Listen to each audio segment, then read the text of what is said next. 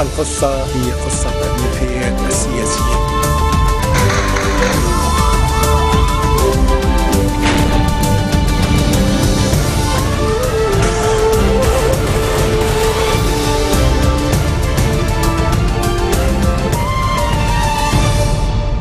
Bonjour à tous et merci de nous rejoindre sur Futur TV pour cette nouvelle édition de la rédaction. Voici les titres de ce journal. Al Jadid, finalement acquittée par le TSL, elle était accusée d'avoir diffusé des informations confidentielles dans l'enquête sur l'assassinat de Rafik Hariri. Sa rédactrice en chef est reconnue coupable de diffusion. La Russie n'écarte pas l'envoi de combattants en Syrie. Une demande de Damas sera naturellement discutée et évaluée, affirme le porte-parole du Kremlin. Crise des migrants, le chef de la diplomatie allemande menace d'un vote à la majorité. Objectif, imposer la répartition des réfugiés par quota à ses partenaires européens. Accusée d'outrage et d'entrave à la justice, Al Jadid a été acquittée. Sa rédactrice en chef est-elle reconnue coupable de diffusion?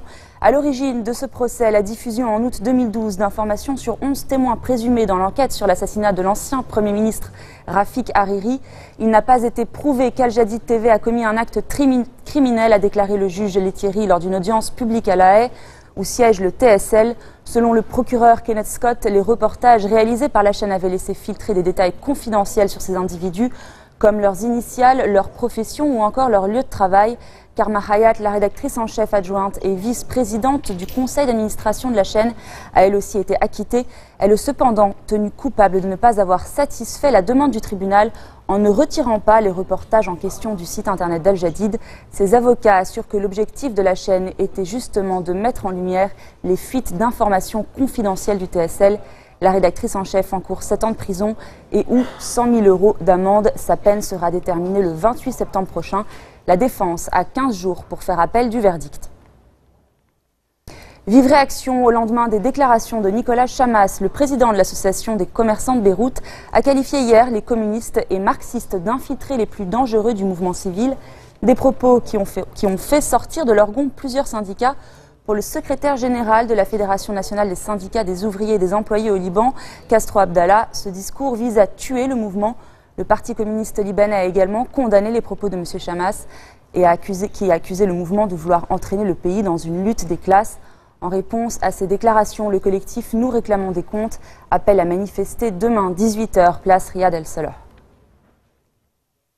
Une patrouille de l'armée libanaise visée par des tirs à Ersal. Les militaires étaient en train de perquisitionner un camp de réfugiés. 4 Syriens suspectés d'avoir ouvert le feu en direction des soldats ont été arrêtés.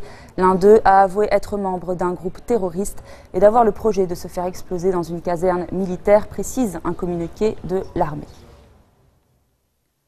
La Russie n'écarte pas l'envoi de combattants en Syrie. S'il y a une demande de Damas, celle-ci sera naturellement discutée et évaluée, affirme le porte-parole du Kremlin. Dmitri Peskov affirme également qu'aucune plainte de militaires n'a été reçue par le Kremlin. Après les informations rapportées par un site d'information russe, Gazeta a fait état de protestations de soldats contre de possibles ordres les envoyant en Syrie. Selon le site, des troupes ont été dépêchées dans un port du sud de la Russie sans être averties de leur future destination. Ce contingent craindrait, d'après le média, d'être envoyé en Syrie sans ordre officiel. Et ce nouveau drame au large des côtes turques, une Syrienne de 4 ans a été retrouvée sans vie sur une plage de Turquie. La fillette était à bord d'une embarcation en route pour l'île grecque de Chios. Selon l'agence Anatolie, 14 Syriens, dont 8 enfants, ont pu être sauvés par les gardes-côtes. Depuis plusieurs mois, des milliers de Syriens risquent ainsi leur vie pour rejoindre l'Europe. Hier, le président français a donc appelé ses partenaires européens à soutenir la Turquie. Objectif, faire en sorte que les réfugiés présents sur le sol turc puissent y rester et y travailler. En Turquie, puissent y rester, puissent y travailler et puissent avoir tous les moyens de pouvoir attendre que la situation en Syrie puisse trouver son issue. Des réfugiés syriens, la Turquie en héberge déjà près de 2 millions, soit la moitié de la totalité des réfugiés. Un afflux difficile à gérer pour Ankara. Résultat, beaucoup de migrants sont rassemblés dans des camps et la plupart veulent quitter le pays pour rejoindre l'Union européenne. Ici à Edirne, au nord-ouest, la tension est montée ces derniers jours. Dans cette ville frontalière, des centaines de migrants attendent de passer côté Europe. À quelques kilomètres seulement, c'est la Grèce, mais les autorités turques bloquent le passage. Insupportable pour ces familles qui n'ont qu'une seule idée en tête. On ne veut pas manger, on n'a pas besoin de nourriture, on n'a pas besoin d'eau, on n'a besoin de rien. On veut juste qu'ils nous ouvrent les frontières. Autre pays frontalier, la Bulgarie redoute elle aussi un afflux de migrants. Elle a déployé 1 millier de militaires à sa frontière avec la Turquie. Et pour prendre en charge les Syriens hébergés sur son territoire, la Turquie a dépensé plus de 7,6 milliards de dollars, déclare ce vendredi le vice-premier ministre Numan Kurtulmus. Le chef de la diplomatie allemande menace d'un vote à la majorité pour imposer la répartition des réfugiés par quota, une option catégoriquement rejetée par plusieurs pays européens, à l'instar de la Hongrie qui vient par ailleurs d'annoncer la construction de barbelés à la frontière croate. La Croatie qui tente elle aussi de diminuer l'afflux de migrants en fermant sa frontière avec la Serbie. Seul un point de passage parmi les 8 postes frontaliers est encore ouvert. Depuis mercredi matin, ils étaient encore plus de 11 000 à passer de Serbie en Croatie.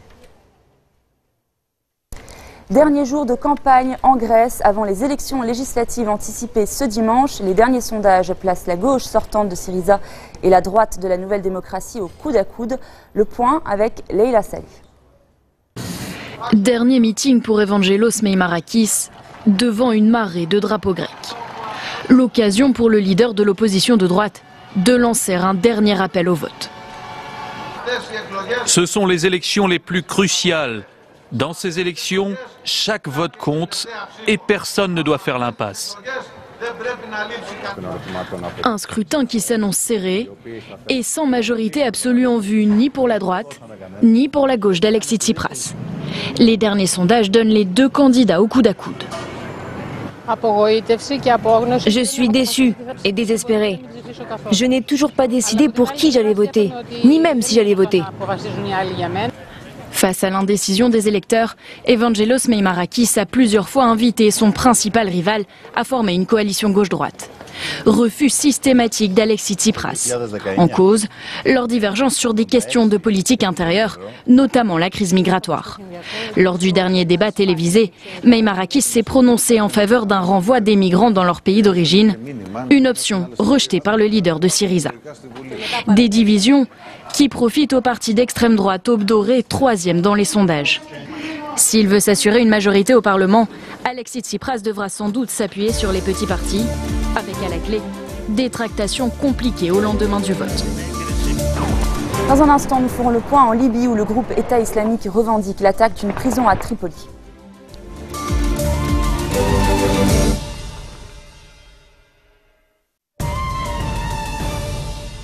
En Libye, le groupe État islamique revendique l'attaque d'une prison à Tripoli, un assaut dans lequel 3 gardiens sont morts ce matin. Un groupe armé a pénétré la base aérienne de Mitiga pour tenter de libérer des détenus. Tous les assaillants ont été tués. Sur Twitter, les djihadistes ont justifié l'agression contre le centre de détention militaire où, affirme le groupe, des détenus musulmans y subiraient des tortures. Au Yémen, la coalition menée par l'Arabie saoudite a tué par erreur 14 de ses combattants. Ces avions pensaient viser des rebelles Houthis dans un raid aérien contre la ville de Harib, dans le centre du pays. Elle a vraisemblablement tiré sur ses propres soldats. Ce n'est pas la première bavure de l'aviation de la coalition. Le 9 septembre, 8 civils ont péri dans des circonstances similaires. Un autre bilan, cette fois-ci au Pakistan. Près de Peshawar, au moins 16 personnes sont mortes alors qu'elles priaient dans une mosquée. Le bâtiment se trouvait juste à côté d'une base militaire pakistanaise. Celle-ci a été visée par un commando taliban, affirme le porte-parole de l'armée. Entre 7 et 10 assaillants auraient tenté de pénétrer dans la base avant que des militaires ne stoppent leur progression. Le TTP, le groupe islamiste qui lutte depuis 8 ans contre le gouvernement, a revendiqué l'attaque. Direction maintenant le Burkina Faso, où Michel Kafando, le président de la transition, vient d'être libéré. Il était séquestré depuis mercredi par des putschistes proches de l'ancien chef d'État Blaise Compaoré. Le Premier ministre est quant à lui toujours aux mains des militaires. Le récit de Marc Pope. À Ouagadougou, la nuit a été calme. Le couvre-feu instauré la veille a globalement bien été respecté dans la capitale, contrairement à d'autres villes du pays. Ici, de nombreux magasins sont restés fermés jeudi. Les commerçants espèrent un retour au calme rapide. On n'arrive même pas à travailler, on n'arrive même pas à sortir, donc ça ne nous plaît pas quoi. Pour apaiser la situation, la télévision d'État a annoncé la libération de Michel Kafando et de ses ministres détenus depuis mercredi. Le communiqué ne dit en revanche rien de la situation du Premier ministre Isaac Zida, l'ancien numéro 2 de la garde présidentielle, pourrait rester en détention.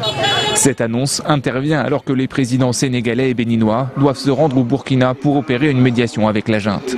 Dès jeudi, dans un tweet, Macky Sall, également président de la CEDEAO, exigeait que les putschistes se soumettent à l'autorité politique. Le chef des putschistes, lui, l'assure, il n'a pas l'intention de garder le pouvoir. Nous avons déjà eu contact avec certains ambassadeurs occidentaux, mais nous leur avons expliqué que notre souhait, c'est d'aller rapidement, c'est de réorganiser et d'aller rapidement aux élections sans que cela ne pose vraiment un problème. Pour le Conseil de sécurité de l'ONU, la date des élections est connue. Il s'agit du 11 octobre et elle ne doit pas être changée. L'Union africaine, elle, hausse le ton. Je crois qu'il y a des sanctions qui vont être imposées au Burkina Faso. Et vous imaginez bien les conséquences que cela aura sur ce pays en termes de développement, en termes de relations avec la région. Le président sénégalais devra user de son art de fin négociateur, lui qui connaît bien le dossier du Burkina. C'est lui qui, il y a un an, avait déjà joué le rôle de médiateur lors d'une autre crise, le renversement à l'époque de Blaise Compaoré. Fin de cette édition, voici le rappel des titres qui ont marqué l'actualité de cette journée. Al Jadid, finalement acquittée par le TSL, elle était accusée d'avoir diffusé des informations confidentielles dans l'enquête sur l'assassinat de Rafik Hariri. Sa rédactrice en chef est reconnue coupable de diffusion. La Russie n'écarte pas l'envoi de combattants en Syrie. Une demande de Damas sera naturellement discutée et évaluée, affirme le porte-parole du Kremlin. Crise des migrants, le chef de la diplomatie allemande menace d'un vote à la majorité. Objectif, imposer la répartition des réfugiés par quota à ses partenaires européens. C'est la fin de ce journal, merci de votre attention. Retrouvez-nous tous les jours à 16h40 heure de Beyrouth. Vous pouvez également nous suivre en ligne ou sur notre site web ou en téléchargeant notre application mobile. Excellente soirée à toutes et à tous. القصة هي قصة تاريخية سياسية.